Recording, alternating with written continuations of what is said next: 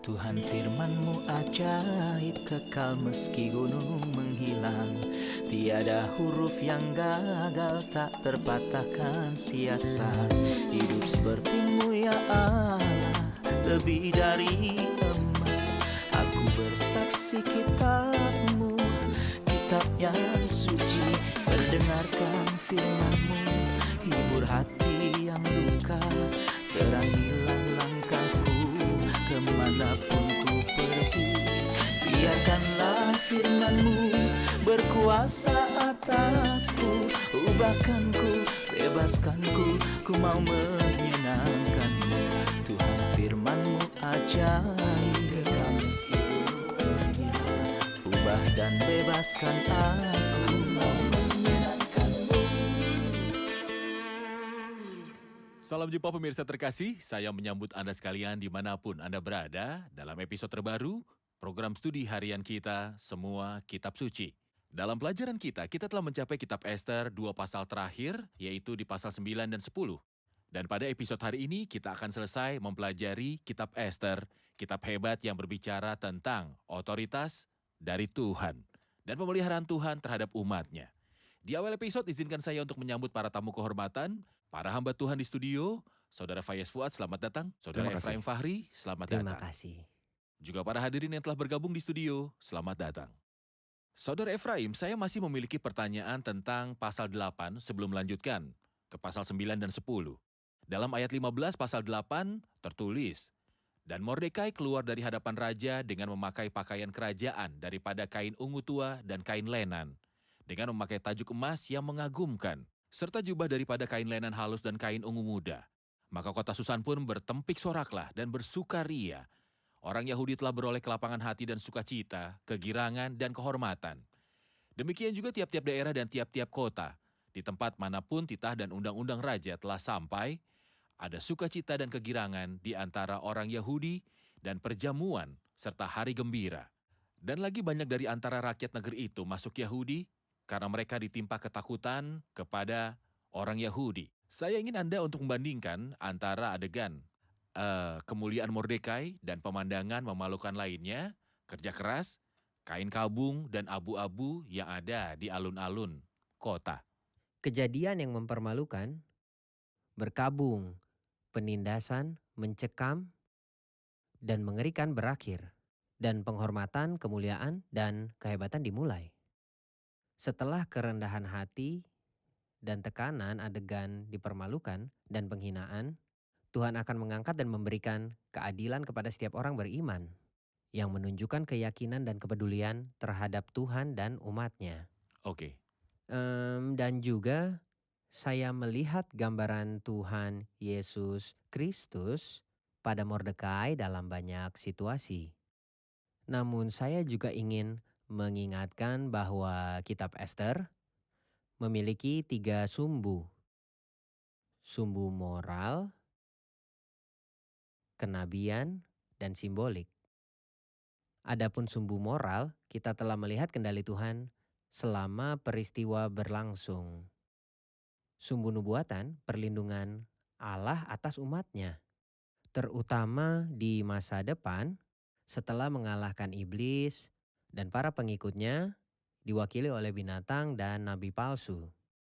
Sumbu ketiga adalah sumbu simbolik, di mana saya melihat gambaran yang menakjubkan dari Tuhan Yesus Kristus, diwakili oleh abdi Allah yang saleh itu, Mordekai. apa persamaan antara Mordekai dan Tuhan Yesus, segala kemuliaan baginya? Kesamaannya adalah kerendahan hati. Mordekai duduk di pintu gerbang istana raja. Saya melihat gambaran Tuhan Yesus Kristus ketika dia datang dari kemuliaan yang luar biasa. Dan aku datang dari Bapa, dan dalam keadaan sebagai manusia ia telah merendahkan dirinya. Taat sampai mati, bahkan sampai mati di kayu salib. Tuhan Yesus Kristus merendahkan dirinya dengan segala macam dan segala bentuk kerendahan hati. Simbol yang kedua, aku melihat Mordekai itu merawat sang gadis Yahudi, Ester. Saya juga melihat gambaran akan Tuhan yang peduli pada umatnya dan melindungi mereka.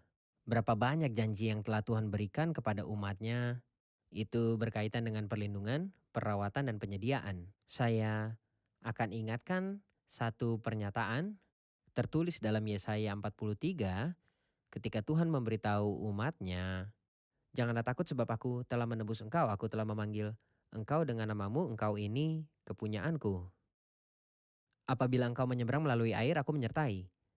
Atau melalui sungai, engkau tidak dihanyutkan. Apabila engkau berjalan melalui api, engkau tidak akan dihanguskan. Dan nyala api tidak akan membakar engkau. Sebab akulah Tuhan Allahmu." Hal ketiga adalah bahwa Mordekai menolak memberi penghormatan kepada Haman dan menolak untuk menundukkan kepalanya kepada orang jahat itu. Juga kita ingat bahwa Tuhan Yesus Kristus ketika iblis menawarkan untuk memberikan kepadanya semua kerajaan dunia dan kemuliaan mereka jika dia mau Dan menyembah. sujud menyembah iblis. Tuhan Yesus menolak dan berkata dari yang tertulis, "Engkau harus menyembah Tuhan Allahmu dan hanya kepada Dia sajalah engkau berbakti." Mordekai melewati keadaan sulit. Ia diancam akan dibunuh untuk memusnahkan orang-orang dan tiang gantungan disiapkan untuknya. Disiapkan namun dia tidak digantung di atasnya. Dia tidak mengikuti jalan kematian, melainkan jalan bayangan kematian. Tetapi Tuhannya Mordekai, Tuhan Yesus Kristus, melewati kematian. Inilah aspek kesamaan antara Mordekai dan Kristus dalam hal penderitaan mereka. Ya, Di sisi lain, aspek kemuliaan. Apa persamaannya?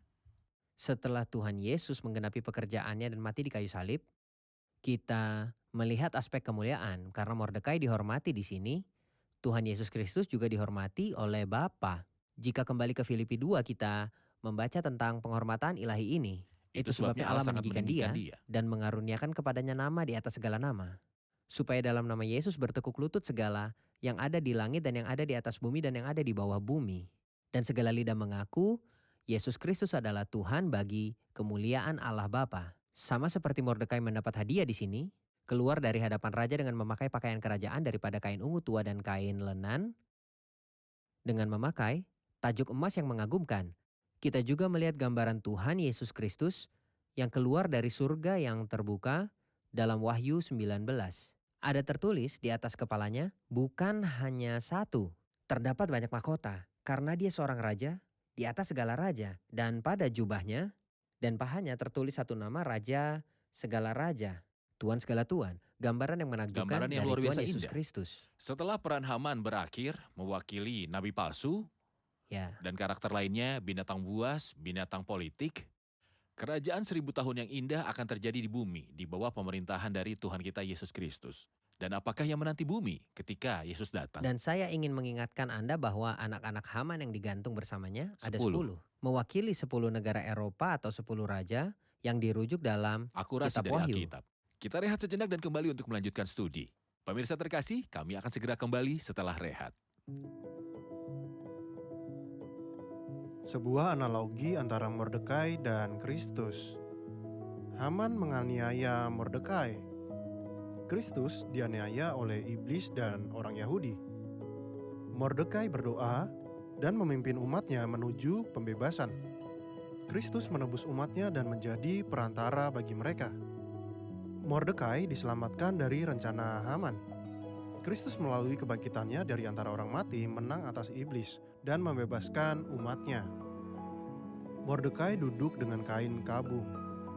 Kristus membuat dirinya tidak terkenal sama sekali, mengambil bentuk manusia. Melalui Mordekai, Ester diterima di hadapan raja.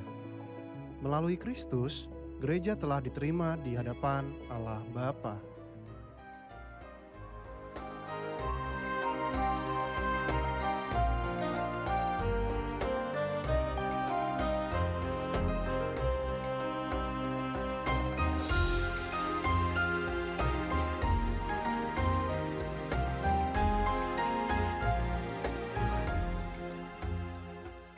Kami telah kembali pemirsa terkasih untuk melanjutkan pelajaran kita dari pasal 9 dan 10 episode terakhir dari Kitab Ester.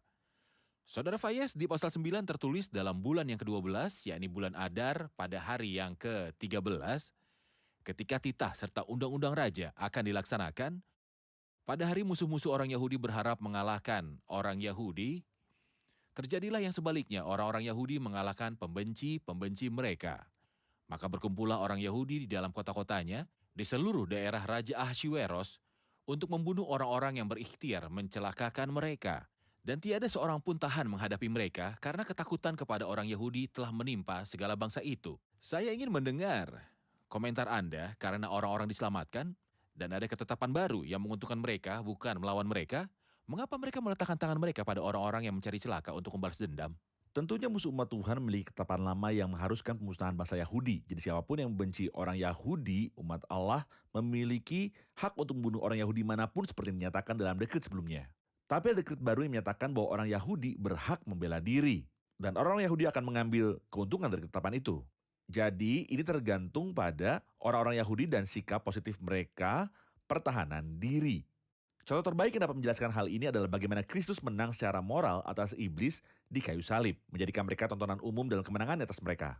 Dia belum menghancurkan iblis atau kumpulan kejahatan melalui kematian. Dia telah meletakkan dasar untuk musnahkan dia, yaitu iblis yang berkuasa atas maut di masa depan. Dia membawa pergi kekuasaannya atas orang-orang beriman. Dia mengambil miliknya otoritas atas orang percaya. Dia membebaskan orang percaya dari perbudakan terhadap musuh itu. Namun iblis masih kuat sebelumnya dan begitu pula banyak kejahatan dan kumpulan kejahatan masih memiliki iblis yang berkuasa atas maut. Siapapun yang berdosa akan mati. Mereka mengambil keuntungan dari itu.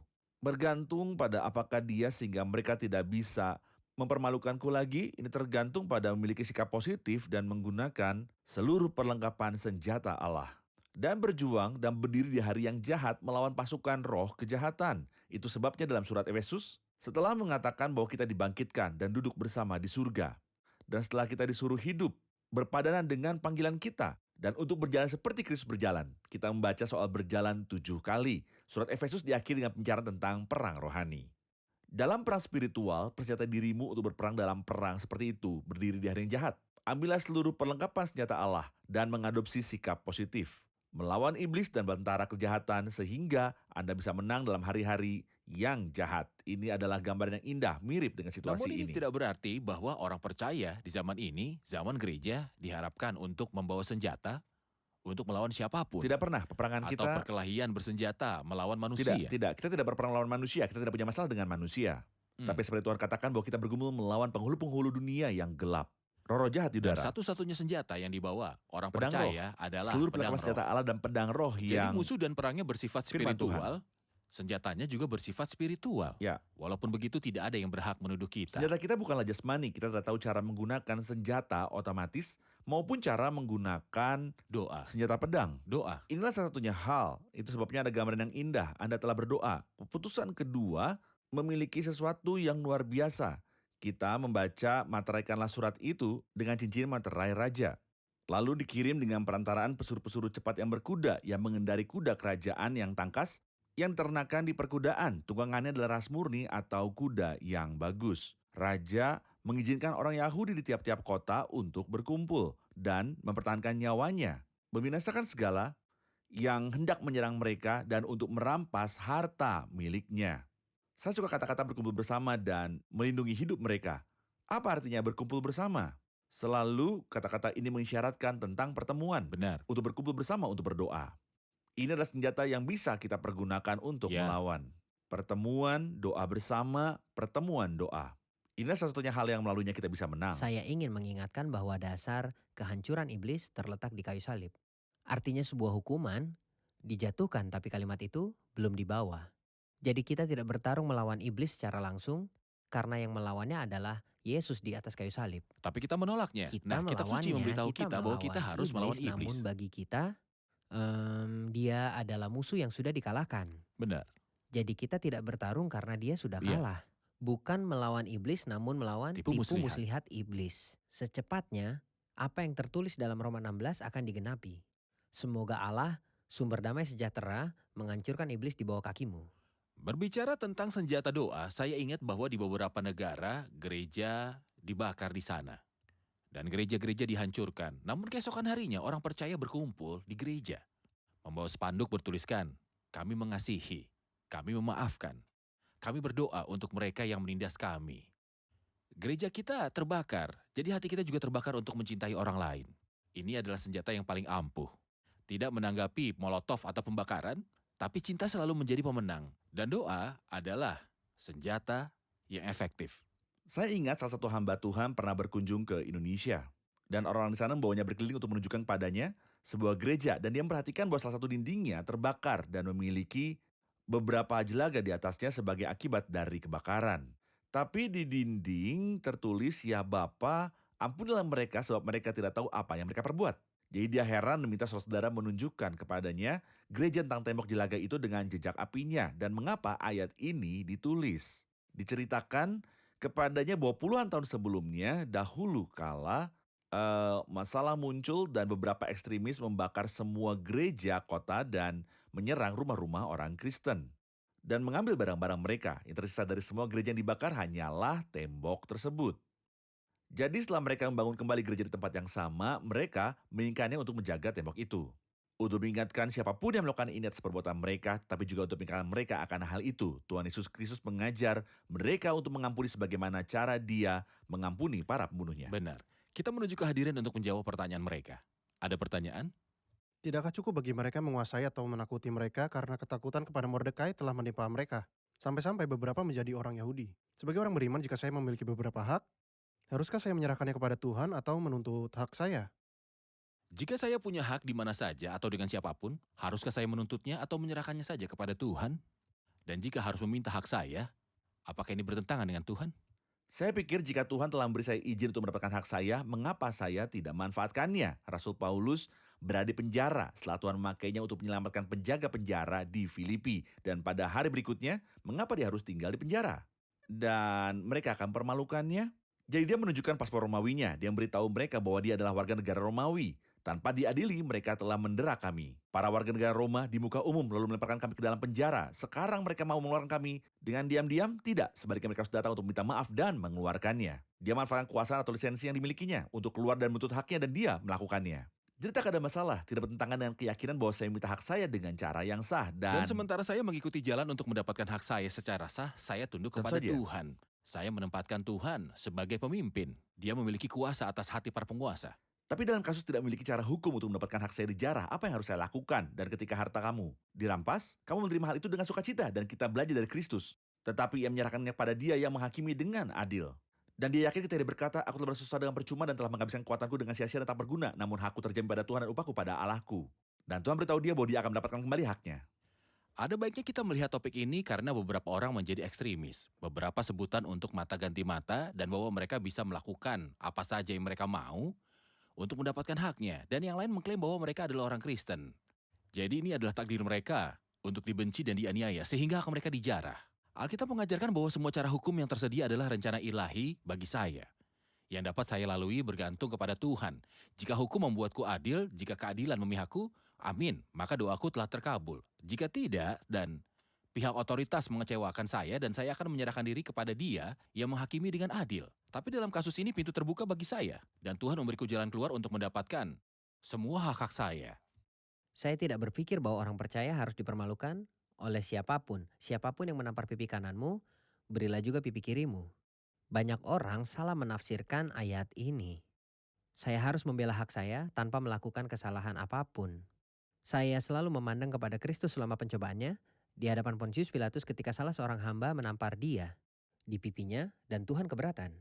Dengan berkata, "Jikalau kataku itu salah, tunjukkanlah salahnya, tetapi jikalau kataku itu benar, mengapa engkau menampar aku?" Jadi saya punya hak untuk menolak tetapi tanpa melakukan kesalahan. Baik, kita rehat sejenak dan kembali untuk melanjutkan studi kita. Pemirsa terkasih, kami akan segera kembali setelah rehat.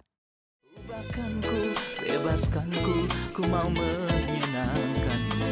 Tuhan firman-Mu ajaib, kekal seluruhnya.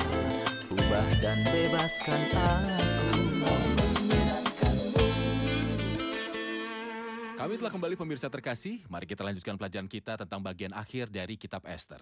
Dr. Fayez, di pasal 9 disebutkan pesta yang dirayakan orang-orang karena diselamatkan dari keputusan pemusnahan di tangan Haman. Dan itu disebut Purim. Apa arti Purim? Apa hubungan hari raya itu dengan hari raya orang Yahudi? Purim berarti banyak. Dan ini mengingatkan mereka pada undian yang dilakukan Haman untuk menentukan hari yang mana orang Yahudi akan dimusnahkan. Dan hari itu berubah menjadi pesta sukacita karena pada hari itu Tuhan Allahmu telah mengubah kutuk itu menjadi berkat bagimu. Dan ini seharusnya menjadi pembantaian, tapi itu berubah menjadi hari kemenangan dan kegembiraan. Dan orang Yahudi bersukacita seperti biasanya. merayakan pesta itu setiap tahun. Tentu saja pesta ini tidak ditentukan oleh hukum. Ada beberapa hari raya yang disebut hari raya Tuhan yang ditentukan oleh hukum. Berapa banyak pesta? Ada 7 dan hukum merintahkan pesta ini dan setiap orang Yahudi yang saleh harus meliharanya dengan disebut hari raya Tuhan. Dan ini tidak berarti bahwa mereka hanya makan, minum, dan bergembira dan merayakannya secara bersama. Tetapi ini juga memiliki makna spiritual dan moral yang harus diukir di hati setiap orang Yahudi. Tetapi ketika kita membaca tentang hari raya Tuhan dalam Injil Yohanes setelah mereka kehilangan signifikansi spiritual dan moral mereka, Roh Kudus menyebutnya sebagai hari raya orang Yahudi daripada hari raya Tuhan. Adapun Purim dan hari raya Pentahbisan, orang Yahudi biasa merayakan hari ini. Setiap tahun mereka Pesta Pentahbisan merayakan disebutkan dalam Yohanes 10. pemugaran bait suci setelah dikotori dan Herodes Agung membangunnya kembali. Jadi setiap tahun mereka merayakan pemugaran bait Allah. Ini bukanlah salah satu pesta Tuhan, tetapi merupakan pesta tradisional yang telah mereka sepakati. Di antara pesta-pesta ini juga ada Purim. Hukum tidak menyebutkan perayaan pesta Purim, tetapi mereka tetap melakukannya. Untuk mengingatkan bagaimana mereka diselamatkan dari Haman dan keputusan kematian yang telah dikeluarkan oleh Ahasiweros. Nah, dalam zaman kekristenan kita sekarang, apa saja hari raya kita? Nah, perintah Alkitab bukanlah tentang mengingat Kristus sekali setahun dalam kelahirannya dan sekali lagi dalam kematiannya.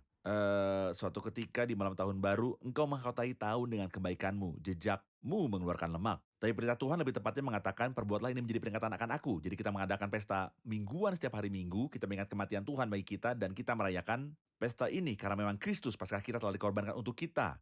Karena itu mari kita rayakan pestanya dan ingat kematian Tuhan, dan sebenarnya kita seharusnya mengingat karya Tuhan bagi kita setiap hari dan cinta dan kasih sayangnya yang tiada henti yang baru setiap pagi. Saudara Efraim, mohon berikan ikhtisar tentang pesta-pesta ini secara berurutan. 7 hari raya dalam Imamat 23. 7 perayaan di Imamat 23, tetapi sebelum menyebutkan perayaan itu, penting untuk mengetahui apa yang Tuhan inginkan. Ini hari-hari yang ditetapkan Tuhan, pertemuan kudus.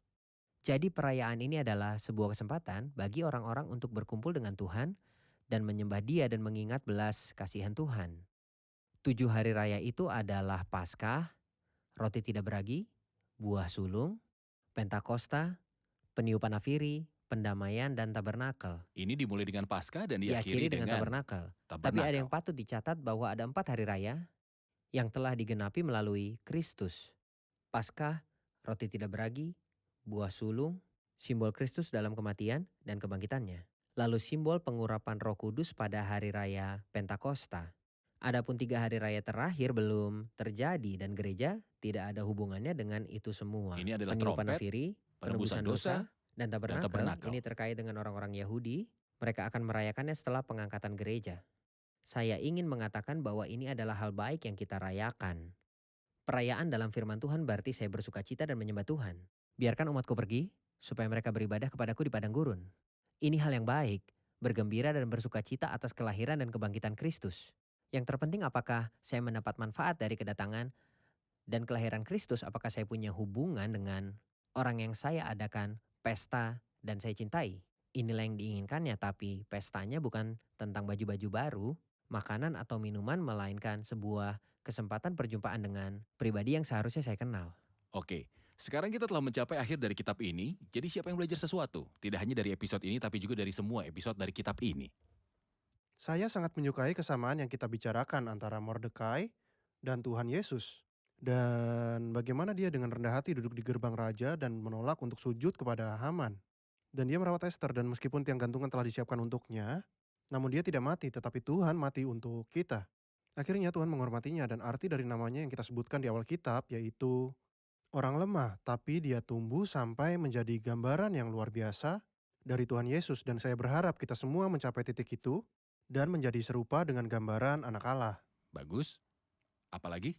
Saya sangat tertarik ketika Tuhan memberi kita sebuah perintah yang tidak kita ikuti. Ini mungkin menimpa generasi berikut. Ini juga perintah yang diberikan kepada Saul demi Tuhan bahwa ia akan membunuh orang Amalek, Agag raja orang Amalek, dan dia tidak melakukannya. Dan Haman adalah cucunya, dan pada saat yang sama Mordekai adalah cucu Saul. Jadi setelah bertahun-tahun dia menuai akibat tidak taat kepada Allah. Generasi selanjutnya akan menuai tanpa Toleransi campur terhadap tangan kejahatan. Tuhan. Baik. Apalagi? Gagasan bahwa meskipun orang-orang tidak memenuhi kehendak Tuhan dan tidak kembali ke tanah mereka dengan orang lain yang melakukannya, mereka tinggal di sana ya, tapi mereka tetap menikmati pemeliharaan dan perlindungannya. Namun mereka memang menerima pemberiannya, tetapi mereka tidak menerima Tuhan itu sendiri. Kita harus berpikir apakah kita menginginkan Tuhan atau hanya pemberiannya, karena kenikmatan bersama Tuhan tidak akan pernah diukur dengan Bagus, pemberian-pemberian bagus. itu. Saya suka ketika kita memulai mempelajari kitab ini dari awal sampai akhir. Kita bisa melihat otoritas Tuhan atas semua kejadian. Dia satu-satunya yang membimbing raja. Dia satu-satunya yang menjalankan adegan demi kebaikan kita, dan ini meyakinkan kita bahwa apapun keadaan di sekitar kita dan hambatan apapun yang mungkin kita hadapi, kita harus percaya dengan teguh bahwa Tuhan yang bertanggung jawab. Terima kasih Tuhan memberkati, saya senang mempelajari kitab Ester bersama Anda semua. Terima kasih para hamba Tuhan, Tuhan memberkati. Dan saya berdoa agar Tuhan menggunakan setiap kata yang diucapkan untuk mendorong orang percaya dimanapun untuk menghadapi api penganiayaan dan kesusahan. Pemirsa terkasih, dengan mencapai akhir kitab Ester, satu-satunya hal yang akan saya beritahu pada Anda adalah bahwa Yang Maha Tinggi berkuasa atas kerajaan manusia. Tuhan ada di tempat kejadian untuk keuntungan umatnya, kapan saja dan di mana saja. Terkadang orang akan mengambil alih bagian Tuhan dalam beberapa hal. Tangan ketidakadilan akan mengambil bagian Tuhan atau umat Tuhan di beberapa negara. Tetapi Tuhan akan tetap memimpin, bahkan jika Dia menghilang dari tempat kejadian, Dia tetap bekerja. Dia bisa saja menghilangkan raja dan membangkitkan raja-raja, dan Dia membuat Allah turut bekerja untuk mendatangkan kebaikan bagi mereka yang mengasihi Dia. Dia mengizinkan penganiayaan dan membiarkan gereja dibakar, dan mengizinkan pengusiran orang Kristen di beberapa negara, dan membiarkan mereka sering terbunuh di negara lain. Namun, hasil akhirnya adalah untuk kemuliaan Tuhan dan kebaikan orang-orang beriman di muka bumi ini. Berapa banyak orang yang berubah setiap hari dan menerima Kristus ketika mereka melihat bagaimana orang percaya menahan rasa sakit, ketika mereka melihat bagaimana orang beriman menghadapi ketidakadilan dan kejahatan dengan kebaikan. Berapa banyak kisah-kisah yang membesarkan hati muncul setiap hari. Mereka berkata, kami telah melihat orang-orang Nasrani terlantar namun mereka memaafkan. Gereja mereka dibakar dan mereka masih berdoa bagi mereka yang menganiaya mereka. Kita telah menerima Kristus. Bukankah ini kemenangan? Saudaraku yang beriman dimanapun, jadilah kuat dan yakinlah bahwa surga berpihak pada Anda. Seluruh surga memihak Anda. Dan tidak ada yang pernah bisa menghancurkan gereja, karena Tuhan berkata demikian. Ini akan terjadi sepanjang generasi. Di atas batu karang ini aku akan mendirikan jemaatku, dan alam maut tidak akan menguasainya. Pemirsa terkasih, sampai jumpa di episode selanjutnya. Tuhan besertamu.